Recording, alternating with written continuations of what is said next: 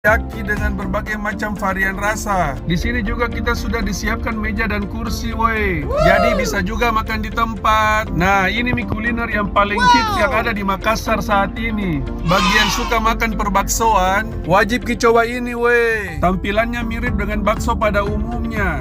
Hanya bakso yang satu ini asalnya dari Bandung. Tapi cuanki ini sudah versi Makassar. Selain makanan, di sini juga ada berbagai macam minuman dan harganya sangat terjangkau, weh. Harga minuman di sini mulai dari 10.000. Di sini juga ada yang jual seblak pedas. Ada juga chicken stick bagi yang suka makan bakar-bakar, weh. Ada juga kebab Arabik, makanan ala Timur Tengah. Bagi yang suka makan persukian jangan mikir khawatir, di sini juga ada dijual. Ada goyong, pasi goreng, cireng, dan masih banyak lagi makanan dan minuman yang dijual di sini, weh. Jadi buruan mikir datang ke sini, guys. Dijamin pasti kenyang, weh. Yes!